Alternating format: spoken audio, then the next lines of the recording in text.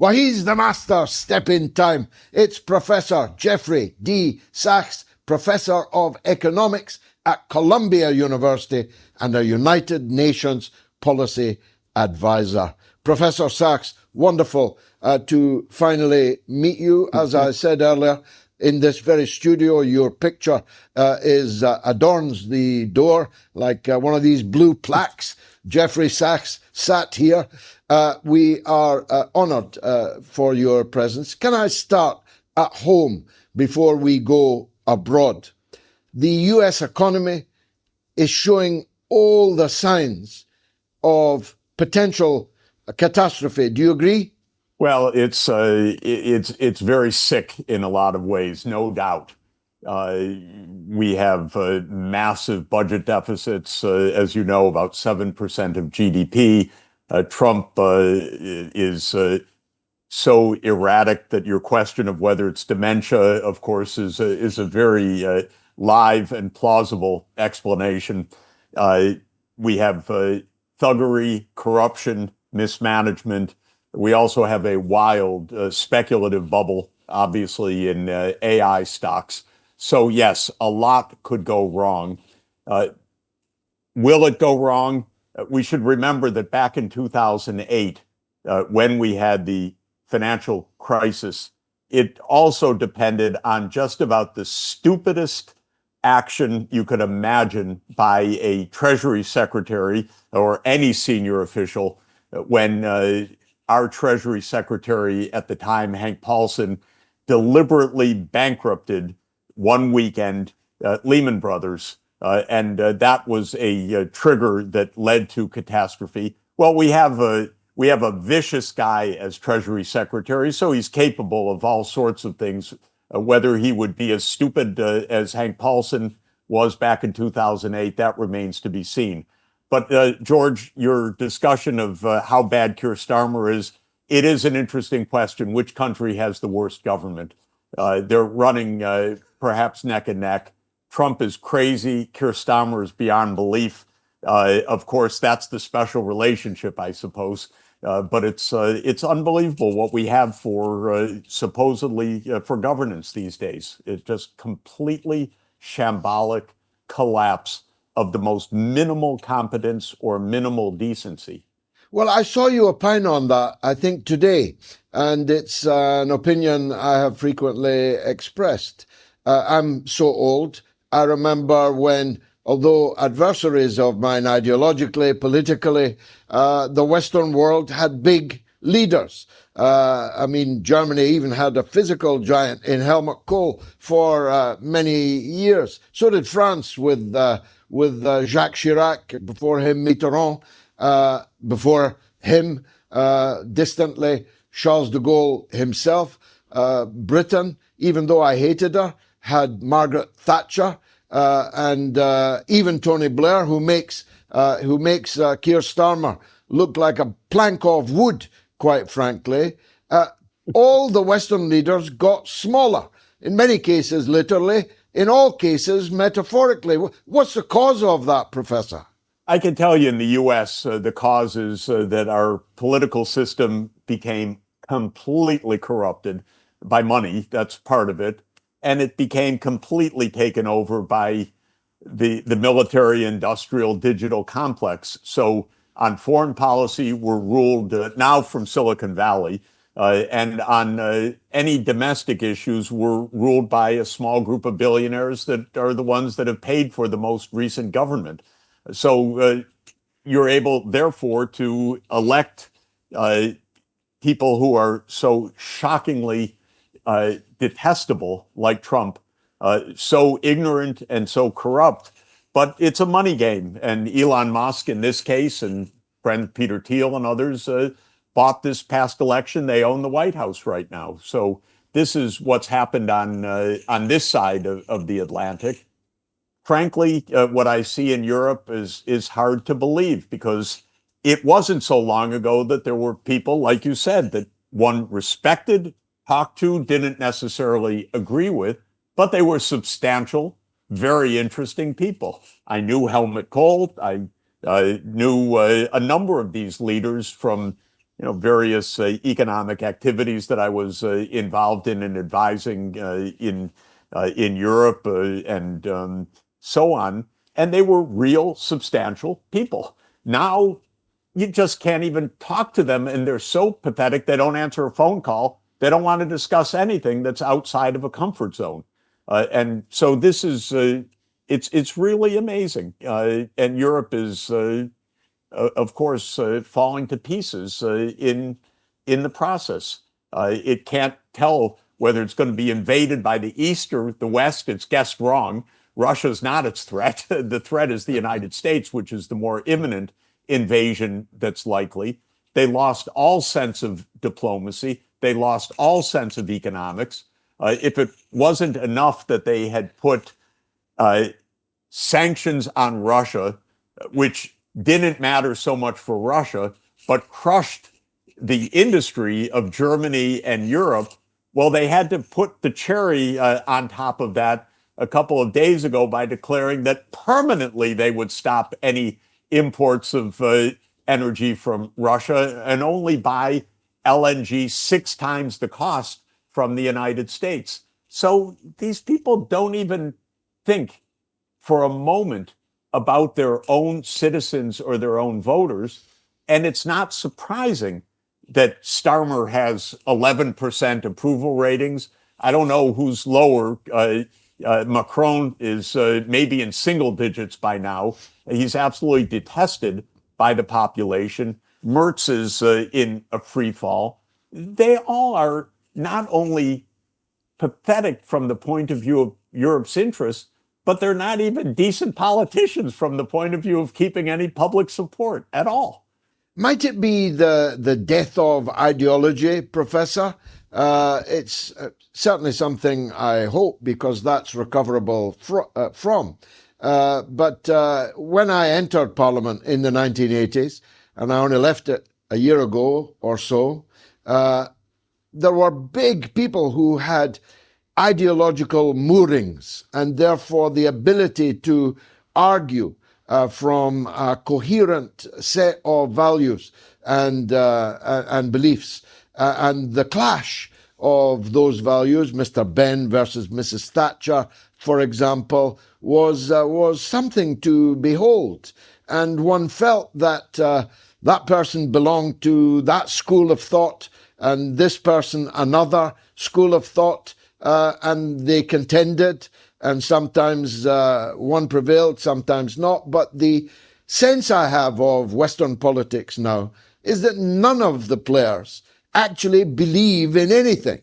It's so interesting. The one that we gave the most hope to and was, not a disaster in the same way that that Trump is a disaster, but was a failure, was Obama. And it's interesting, I was just smitten with Obama during the campaign and thought, okay, we're finally getting the turnaround.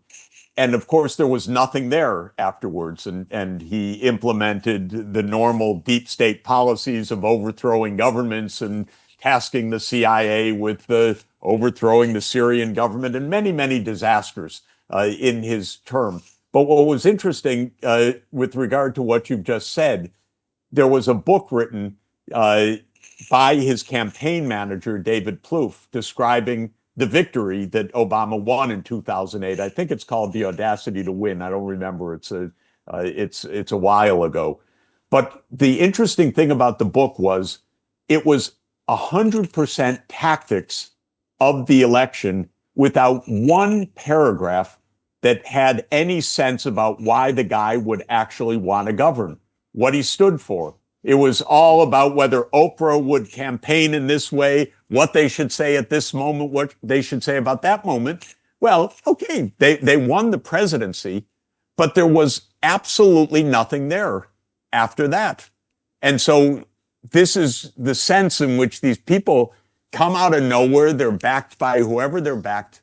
And then, like you say, they have no substance at all. And what we watched, my wife and I often refer to a wonderful documentary biography of Gore Vidal, the great and very witty social commentator and novelist and public intellectual of the United States.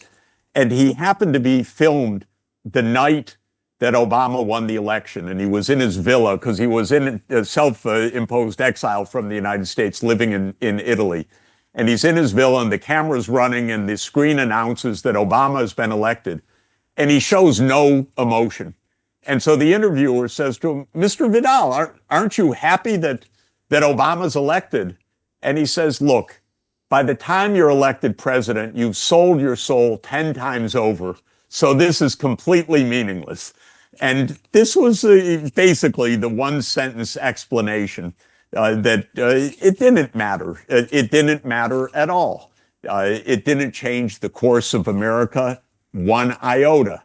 It didn't change deep state policy. It didn't change the military-industrial complex. It didn't change the shenanigans of the CIA. It didn't prevent the CIA role in the Maidan coup in February 2014 that put us on the road to war with Ukraine. It didn't prevent the CIA machinations in Syria that led to 14 years of this brutal civil war, not civil war, sorry, excuse me, covert war that the United States started at Israel's behest in 2011.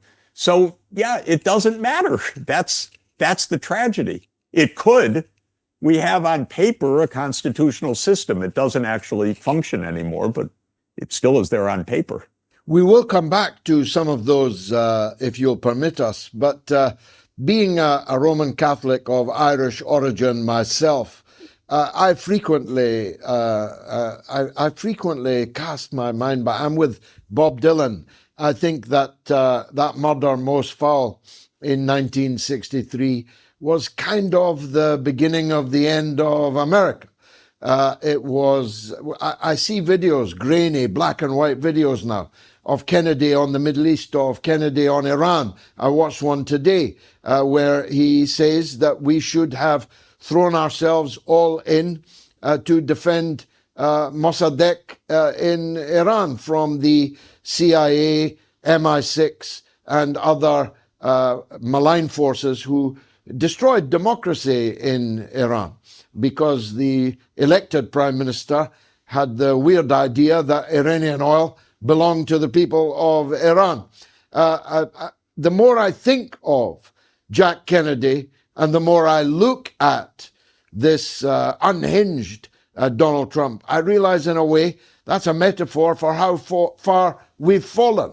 It's exactly right, George. I wrote a book about Kennedy's last year because I think Kennedy's year from the Cuban Missile Crisis to his assassination was a year of the greatest statesmanship that the United States had since Franklin Roosevelt. And Kennedy was on his way to becoming the great leader of our age. And it was for that reason he was killed. Almost surely by CIA forces and those together with them. And James Angleton looms very large as the likely culprit who planted the whole episode. There's no doubt that it's that time, that moment, that America changed. And it's probably from that moment that no president, even if they had the druthers to do something different, would do something different, because they see what it would actually mean. Eisenhower told us all of this very explicitly. It's mind-boggling, actually, to go back to read the famous Eisenhower farewell address, which was January 17th, 1961, just 3 days before the end of Eisenhower's presidency. And that's the famous speech where Eisenhower says that we're threatened by the military-industrial complex. What strikes me about that speech is not only how pressing it was, but this was given by a general, not only a president, but the supreme Allied commander. And he was warning the American people, warning them about what the military meant for their democracy. He knew. And I think when Kennedy was assassinated, Truman wrote quickly afterwards that his biggest mistake was to have signed the 1947 National Security Act, which created the CIA in part as a secret army of the United States. And I'm quite convinced that Truman knew that Kennedy had fallen in a coup, not in the ridiculous story of a lone assassin. Recently, George, I've been reading incredible history documents of Olof Palme's assassination in Sweden, and it's basically the same story. I think it's almost undoubted that Olof Palme was killed in an intelligence conspiracy that involved the United States, the UK, MI6, and Swedish intelligence, so that it was an inside job. And the documentation is shocking in this regard, as was the failure to have any serious investigation, obviously, so it was a cover-up. But what struck me that I hadn't really fully internalized until reading these documents recently is how much Sweden changed exactly in the same way. And what I mean by that is when I was a young student, I loved Swedish social democracy. This was amazing to me. The idea, and it was just breathtaking how Sweden was exploring novel approaches to ownership and worker ownership and the Meidner Plan. And there were many exciting things in the 1970s that I was enthralled with as a young economist in training. And then it all stopped in the 1990s. And it was the death of Olof Palme that stopped everything. And so these end up not being simply assassinations. They are fundamental turns of government. One could say the same about Yitzhak Rabin's murder. That was the last chance of even the most minimal decency by Israel with regard to the Palestinians, because after Yitzhak Rabin's murder, Israel became a genocidal society. And it is openly practiced its genocide in Gaza in the last couple of years. So Kennedy's assassination, Palmer's assassination, Yitzhak Rabin's assassination, these change history. It's not only the individual tragedies and the shock, but it's what it means inside the politics of these societies. These are coups that change regimes, basically. And this is what we're living with right now. I could spend all day discussing these deeper and historical matters with you, but time is against us, so we have to get through several other topics, Professor. Forgive me. The proximate crisis is the one in the Persian Gulf, where a beautiful armada, in the words of Donald Trump, is steaming full speed ahead into what might be a cataclysmic war, or might be the comparatively relatively bloodless decapitation of the Venezuelan leadership recently. Who knows what Trump has in mind? But in the worst case, this will be the mother of all wars. It will not just set Iran on fire, but Israel on fire. And the U.S. allies, the ones that Donald Trump received gold and pearls and aircraft and money and all the other largesse from in recent times. This could mean a world at war, couldn't it? They seem intent on violating every principle and pushing across every boundary until we get to a nuclear war.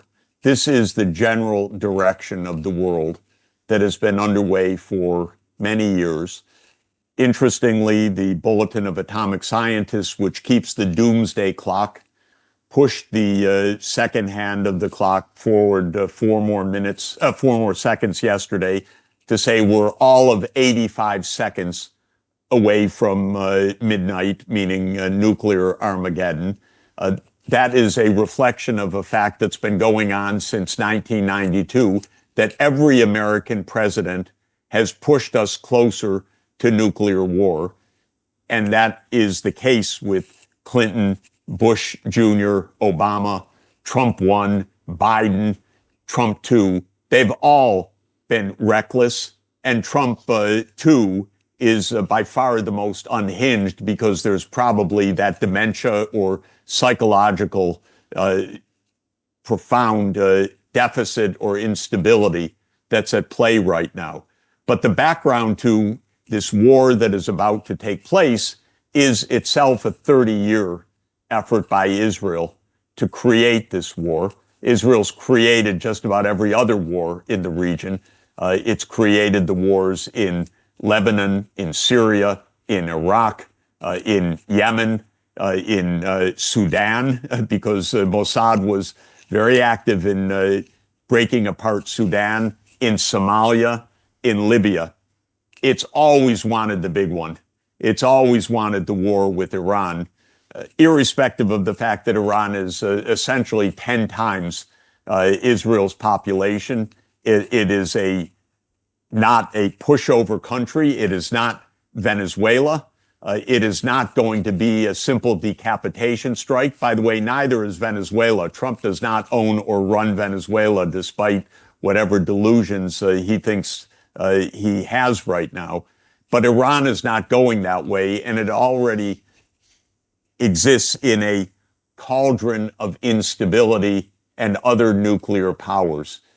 Iran is a region where Russia has major interests, where China has major interests, of course, where the Saudis, where Turkey, where other very significant countries have huge stakes. They actually don't want this war. There is no drumbeat for this war, neither in the American public nor in any countries of the region. This is a drumbeat of war in Netanyahu's mad psyche and in the subservience of the United States to every call by Israel to do Israel's dirty deeds. Trump will attack Iran shortly, unless by some miracle the rest of the world stands up and says, no, you can't do this. We don't accept it. That hasn't happened yet. I think the Security Council should be forced into non-stop sessions. It's not even hypothetical what Trump is doing about violating international law. The UN Charter could not be more explicit. Article 2, Section 4 says that no country may threaten to use force or to use force. And there's Donald Trump chortling along with the threats of force before our eyes. This is flagrantly in violation of the UN Charter. Of course, somebody just quoted to me Chancellor Merz saying how wonderful it is that this regime doesn't have long to live. My God, the astounding recklessness, pathetic governance in Europe to voice these things, just as Europe is poised to receive a U.S. attack anytime in Greenland. It seems that Europe has no principles other than don't attack us, but we'll be pleased if you attack someone else. So this is a real drama. It's a very dangerous situation. It's also amazing to me, frankly, how brazen it is, though at my age, I shouldn't be amazed at brazenness at all, I admit, but I still am amazed at it. And one of the most brazen things, George, I don't know if you caught it, but the Treasury Secretary of the United States proudly describing in Davos last week the maximum pressure campaign by the United States to crush the Iranian economy and thereby to bring people out on the streets. He explained it all, that this wasn't somehow the result of the mismanagement or corruption of the Iranians. This was the deliberate campaign by the Trump administration to crush the economy. And then he concluded at the end, so they're not able to get imports, and this is why the people took to the streets. So this is economic statecraft. No shots fired, and things are moving in a very positive way here, says Bessent. Just incredible. They declared, okay, this is what they consider to be statecraft. This extraordinary violence and deliberate destruction of the economy of another country. And of course, what did Starmer say? What did Merz say? What did Macron say? What did any of these heroes of Western values say? Not a peep, as far as I know. No, no, no. And this is, of course, the exact playbook which brought down the government of Dr. Mossadegh in the 1950s. I mean, right to the rousing of the bazaar on economic demands, which turned out, when we read the histories, when the 50-year rules elapsed, to have been engineered in exactly the same way that Bessant was talking about. Now, look, I respect you very much, but I can't say I respect the organization you advise anymore. I was thinking when you were talking about Olof Palme, everybody then knew who Olof Palme was. Nobody now knows who the Prime Minister of Sweden is. In my lifetime, everybody knew who the Secretary General of the United Nations was. Now, nobody knows who the Secretary General of the United Nations is, and the organization seems to me now otiose, redundant, meaningless. Do you really think there's still a role for the United Nations in this world, this cascading, swirling world that we're living in? Yeah, I have to answer that in two senses. Is there a role? Should there be a role? Do we need a UN for our survival? And then a predictive answer. Is there really a role in practice? So my view is maybe we're something like 1938 or 39, and we're asking about the League of Nations. And the League of Nations has failed repeatedly in the 1930s. It didn't defend Spanish democracy. It didn't defend Ethiopia. It didn't stop any of Hitler's aggression. And so you would say, what was the point of the League of Nations? And of course, the League of Nations died. It died in the context of World War II, and the United Nations was born because of the death of the League of Nations. It was the successor organization, and had FDR lived, it would have been a very different history. FDR was a great president, one of our very, very few great leaders of the United States, but he was one of them. He died April 12th, 1945, and could not bring the UN to function the way that he envisaged as a cooperative organization. So we are in a very terrible state of affairs with the UN, no doubt. But we need the UN. I fight for it every day. I travel around the world pretty much nonstop.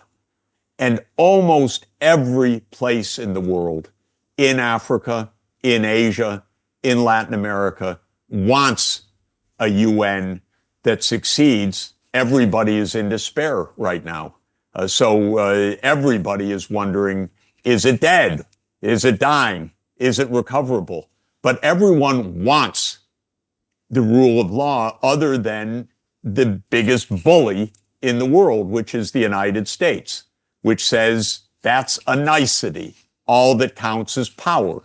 We have a thuggish, gangsterish government.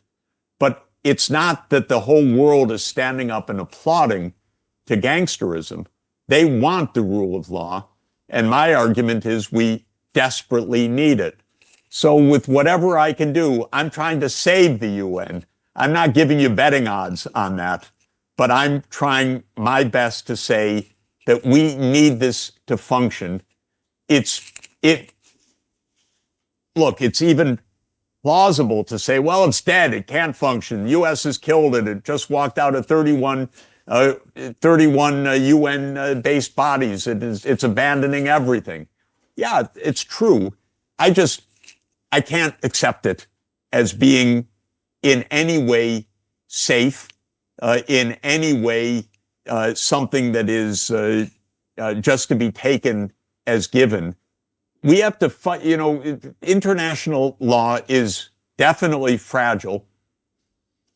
I think it's essential. The whole history of humanity is world wars, but we've never had a world war in the nuclear age, and it'll be the last war that we have, ever, because it'll be the end. So we have to do things that are extraordinary, but it's not easy to do. That's why we need you, George. Really. Finally, Professor, I say finally, but it's a big subject. I was not happy that Donald Trump was elected president, but I was very happy that Kamala Harris was not. I supported Dr. Jill Stein, but I preferred Trump to Harris because I clung to the hope that at least on the US, NATO, Russia track, Trump would be the less dangerous of the two. I believed him when he said he would bring the Ukraine war to an end. He hopelessly overestimated his ability to do that. 24 hours sometimes, 48 hours other times. But it's been a year now, and we don't yet seem to be bringing the Ukraine war to an end. And whilst World War III might be triggered in the Persian Gulf, in a way, it's still more likely to happen in the NATO-Russia confrontation. What's your reading on the possibility of a negotiated settlement of that war? Look, this war, first of all, never would have happened had the U.S. Not conspired to overthrow the Yanukovych government in 2014. The war never would have happened had the United States not pushed for NATO enlargement. The war would never have happened had the United States, Germany, and France defended the Minsk II agreement, which is a UN Security Council agreement that would have ended the war through the autonomy of the eastern Ukraine, of the Donbas region. The war could have been avoided as late as December 2021, when President Putin put on the table draft security arrangements with Russia and the United States. And I called the White House, Jake Sullivan, the national security advisor, and essentially begged him for an hour, Jake, negotiate. You don't need NATO enlargement. And he said, don't worry, Jeff, there's not going to be a war. And these people are so incompetent and irresponsible. It's amazing to me. Then, a few weeks after the launch of Russia's invasion on February 22nd, we know that they went to the negotiating table with the Turkish mediators. I flew to Ankara to discuss this at length. Of course, the United States and UK, Boris Johnson in this case as emissary, broke off the negotiations, told Ukraine, you don't sign, you fight on. That's probably 2 million casualties of Ukrainians since then. This is our great defense of Ukraine, is to kill them all, which seems to be the European and UK strategy. So all of this is to say the grounds for ending this war have been there all along. They are Ukraine's neutrality. This is the essence of it. Stop the stupid NATO enlargement, which was insane to begin with. Some crazy idea of Brzezinski that he learned from Lord Palmerston from 1853, by the way. This is just the Crimean War replayed exactly. Get Russia out of the Black Sea. That was Brzezinski's idea. That was Palmerston and Napoleon III's idea. This has a long pedigree. So this could have ended. When Trump came in, it could have ended. had he just stated these principles. Trump is incompetent on top of everything else. He's ignorant. And he's surrounded by the Lindsey Grahams of the world and the Richard Blumenthals. These are people on the pay of the U.S. military-industrial complex. They're warmongers. He's surrounded by the idiocy of Europe that we've talked about. And Zelensky's part of a gang. These are gangsters, as far as I'm concerned. They're not representing the interests of the Ukrainian people. To do that, they would keep Ukraine alive. But no, they don't want to keep Ukraine, or they don't take actions that have the slightest rationality at all. And that's been true for a decade, since the Maidan coup took place. So Trump, were he normal, competent, and capable, would have given a speech to the American people to explain that NATO enlargement was a provocation that was not a good thing. It wasn't worth the effort. It's off the table. And that, therefore, peace can be reached on the terms that were within reach in April 2022. And the United States is going to support that kind of agreement. Trump is incapable of that kind of speech. He's incapable of the kind of peace speech that President John F. Kennedy gave on June 10, 1963, which explained to the American people why we could have a partial nuclear test ban treaty with the Soviet Union. Trump can't do that. And in the meantime, the American military, industrial, digital complex wants to try out drone weaponry, and MI6 wants to weaken Russia and continue the fight. And everybody wants war except the people themselves. And Trump is an incompetent in addition to everything else. I actually think he wants to end the war, but he's incapable of being presidential in the way that would be needed to end the war. And so he really does sway who talks to him the last moment. And his team is incompetent and divided.